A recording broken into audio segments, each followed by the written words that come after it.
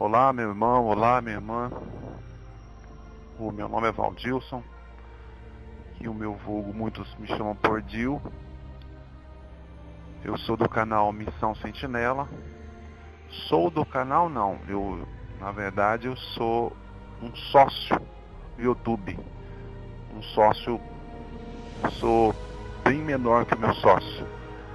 Sou tão pequeno quanto a ele que ele faz mudança no meu canal sem me avisar. Ou às vezes me avisa que vai mudar e muda mesmo, sem querer saber da minha opinião. Então eu sou sócio do YouTube até que ele me deixa postar os vídeos. Quando ele não quiser mais, com certeza o meu sócio vai me tirar sem me avisar. Mas mais uma vez eu estou aqui para podermos ler sobre as Escrituras. E eu só quero deixar bem claro aqui que eu não sou pastor, não ensino nada, eu não te convenço a coisa alguma. Simplesmente, como em todos os vídeos, eu convido você sempre a ler as Escrituras, a seguir o que eu leio pela sua Bíblia, para que possamos juntos aprender a respeito do reino dos céus, a respeito de como conseguir nossa salvação. Não sou o dono da verdade. Aliás, até mesmo quando eu digo que não sou o dono da verdade, parece meio como diz, meio 7-1. Nesse pensamento eu me coloco como algum modelo de perfeição. Pelo contrário, não sei nada, não tive um bom estudo, falo muito mal, até palavras erradas têm saído aí nos vídeos, não sou rico, não tenho nenhuma perfeição, a não ser o que realmente eu leio. Quando coloco toda a minha atenção para aprender, assim é que aprendo. Por isso te convido não a pensar como eu, mas ler e entender como está escrito, como é escrito as Escrituras, nas Escrituras. Como sempre eu faço, também hoje separei os capítulos, os livros que vamos ler. E hoje eu quero te convidar para ler comigo a respeito do tão falado batismo nas águas, ou batismo com água. Começando, para quem não sabe, o batismo surgiu a partir da Nova Aliança. E a primeira vez que é dito sobre o batismo está no livro de Mateus, e diz assim: confessavam seus pecados e eram batizados por ele com água no Jordão, no Rio Jordão. Está em Mateus 3, versículo 6. Precisamos entender que naqueles dias foram usada a expressão batismo para outros assuntos também, como nós encontramos escrito em Lucas 12:50. Mas devo ser batizado num batismo. E quanto anseio até que ele se cumpra. E a Russa, quando falou desse batismo, ele já tinha sido batizado nas águas por João Batista. Então entendemos que a expressão batismo que ele usa aqui é de um outro batismo, que não era no batismo nas águas. Mas quando falamos de batismo, temos que entender o porquê o batismo nas águas. Porque, como falei e está realmente escrito, não se falava de batismo na antiga aliança, que é o Velho Testamento. Mas tudo começou por causa da vinda de Yahushua, nosso Salvador, o Messias. E como vamos entender isso? Na antiga aliança, fala de um batismo não nas águas, mas de um batismo parecido ou com a mesma eficácia, com o mesmo fundamento para a purificação de um povo ou de um homem, a remissão pelo pecado e pela salvação também. No livro de Levítico diz assim, se o sacerdote ungido pecar para escândalo do povo, oferecerá ao Criador, pelo seu pecado que cometeu, um novilho sem defeito, por expiação do pecado. Levítico 4, versículo 3. No versículo 4 diz assim: e trará o novilho à porta da tenda da congregação, perante o Eterno, e porá a sua mão sobre a cabeça do novilho, e degolará o novilho perante o Criador. O mandamento era que o novilho fosse morto na porta da congregação, ou seja, do lado de fora da congregação. E só para termos uma noção do que estamos lendo, o que nós acabamos de ler, vou ler aqui o que está escrito no livro de Hebreus, quando o narrador reforça a mesma passagem que estamos lendo agora. Hebreus 13, 10, diz assim: temos um altar de que não tem direito de comer os que servem ao tabernáculo. Aqui está falando dos sacerdotes. Os sacerdotes na época que ministravam no templo, e quando os sacerdotes faziam algum sacrifício ao povo, quando não era sacrifício para o pecado, eles podiam comer da carne após o sacrifício, menos desse sacrifício que era para o pecado. O sacerdote não podia comer desse sacrifício, pois era o sacrifício pelo pecado, e esse bode tinha que ser sem defeito, como lemos. No versículo 11 diz, de Hebreus 13: porque os corpos dos animais, cujo sangue é pelo pecado, trazido pelo sumo sacerdote para o santuário, são queimados fora do arraial. Diz no final do versículo 11, são queimados fora do arraial. E por isso também o Messias Yahushua, para santificar o povo pelo seu próprio sangue, padeceu fora da porta. Hebreus 13. Então, como podemos entender que o que diz sobre o sangue lá em Levítico, também diz o narrador a mesma coisa em Hebreus, confirmando que o Messias tinha feito igualzinho aos sacerdotes, como faziam com o bode.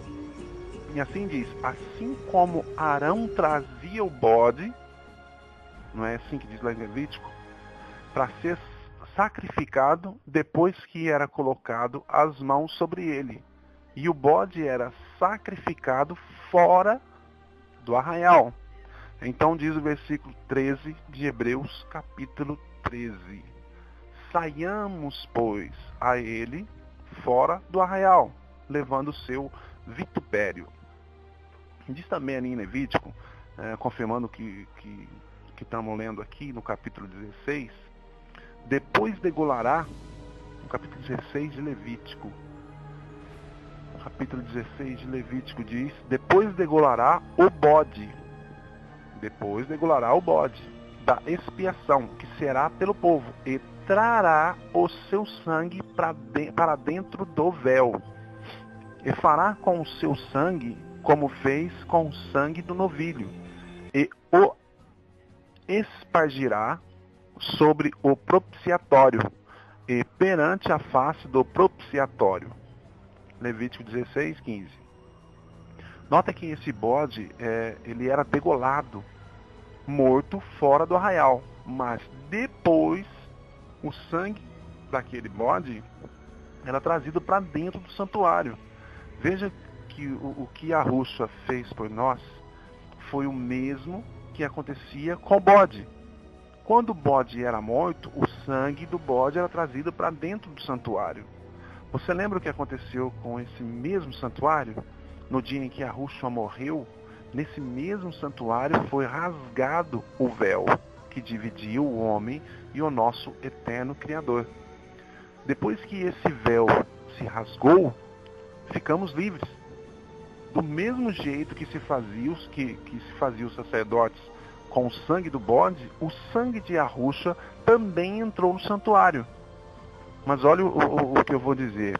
O sangue do Messias derramado no madeiro entrou também dentro do santuário.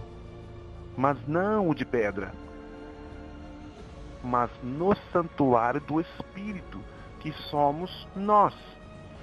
Leia o livro de Mateus, capítulo 27, 51, diz assim, ó: E eis que o véu do templo se rasgou em dois, de alto a baixo, e tremeu a terra, e fenderam-se as pedras. Mateus 27, 51. E diz também em Hebreus: nem por sangue de bodes e de bezerros, mas por seu próprio sangue. Olha, confirmando o que eu disse ali logo atrás. Entrou uma vez no santuário. Desculpa, eu vou ler de novo. Hebreus 9, 12. Nem por sangue de bodes e bezerros, mas por seu próprio sangue entrou uma vez no santuário, havendo efetuado uma eterna redenção. Hebreus 9, 12.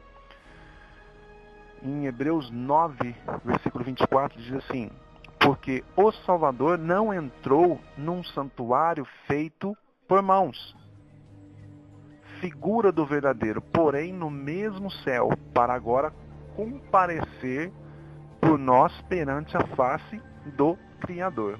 Hebreus 9, 24. Veja que Yahushua trouxe para dentro do santuário o seu sangue. O sangue derramado lá no madeiro, como Yahushua nunca se importou com o templo de parede, e quando ele esteve aqui na terra, ele jamais apoiou tal coisa, tal culto em templo, jamais ele pregou sobre isso. Nem pelas mãos de quem o fez, que foi Salomão, muito menos agora por mãos de traidores, por mãos de homens covardes, mentirosos, que só querem enganar. Aqueles que os ouvem, esse sangue liberou o acesso. Assim como os sacerdotes tinham a responsabilidade de trazer o sangue do bode para santificar o povo, também fez o nosso Salvador, o Messias, rasgando o véu do santuário, dando livre acesso ao Pai. Então você diz, o bode está aí, o Salvador também. O bode morreu fora do arraial, o Messias também. Por enquanto, até agora, tudo bate. Mas aí você pergunta, onde está a imposição das mãos? Porque diz o versículo de Levítico 4, versículo 3, diz assim: e porá sua mão sobre a cabeça do novilho. O que tem a ver com o Messias nos dias em que ele esteve aqui na terra. Pois bem, veja que quem colocava as mãos sobre o bode, quem era?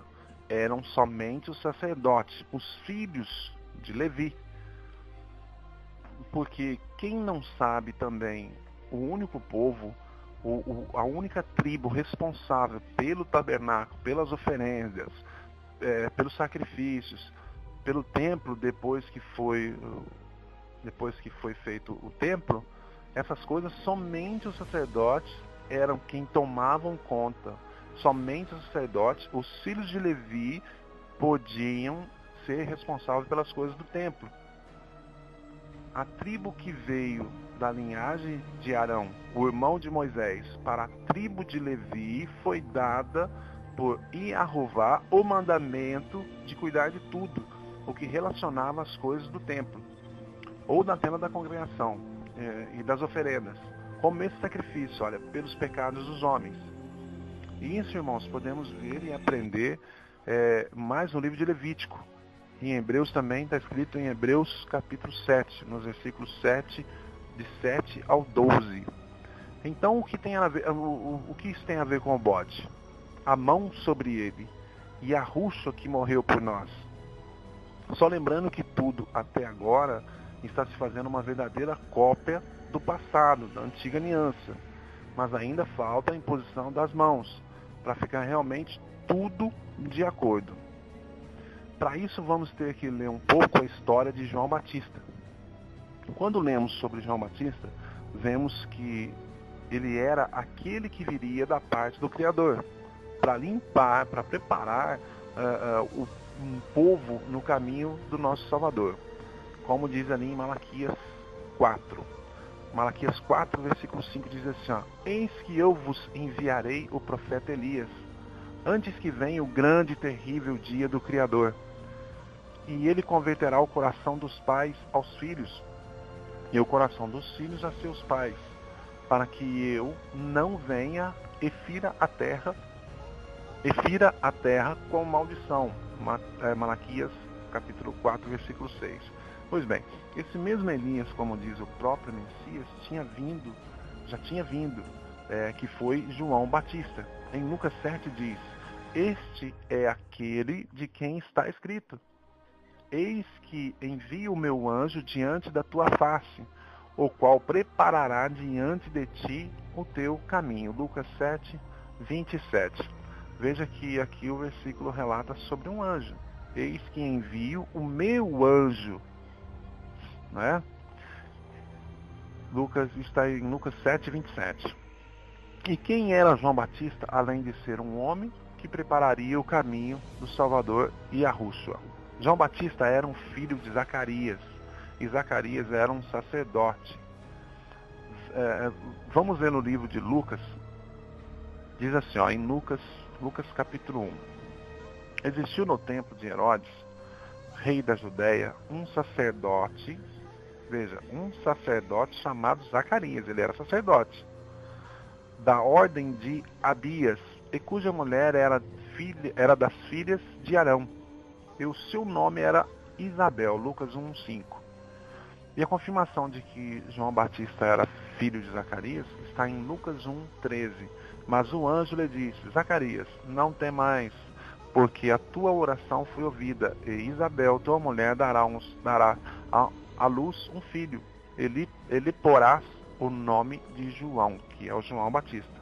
Sendo assim, João Batista era também um sacerdote, pois era filho de um sacerdote, que Zacarias, como nós lemos, era sacerdote, da mesma linhagem de um dos filhos de Abias.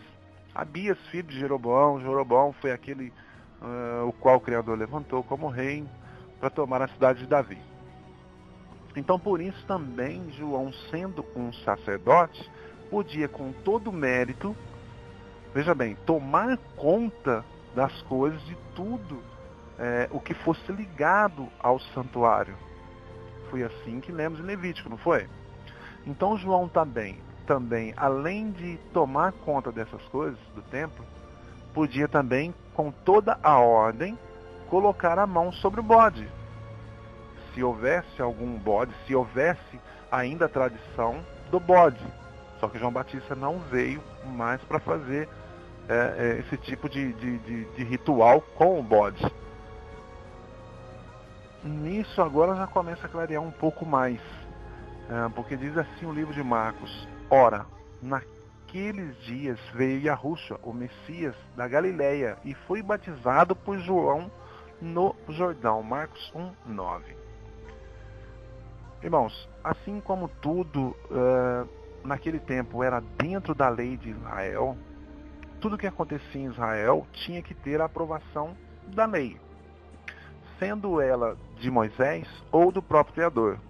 Como nesse caso, o da imposição das mãos sobre o bode, se porventura João não fosse ou não tivesse autoridade para tal coisa, não seria João Batista, mas outro que iria batizar. Mas como somente um sacerdote tinha essa responsabilidade, João, por ser um sacerdote também, tinha autoridade para isso. João, que naqueles dias se passava por Arão. Por que João se passava por Arão? João tomava naquele momento a responsabilidade para preparar o caminho do Salvador. E isso foi ordem do nosso Criador, do nosso eterno Criador, Yahová. E vocês vão notar agora, no decorrer da leitura, que João trocou o bode pelo batismo com águas. Porque se você analisar, depois de João Batista, não houve mais bode para a purificação do pecado. Ainda houve até, no caso de Yahushua, morrer e ressuscitar. Depois daí para cá, não houve mais bode.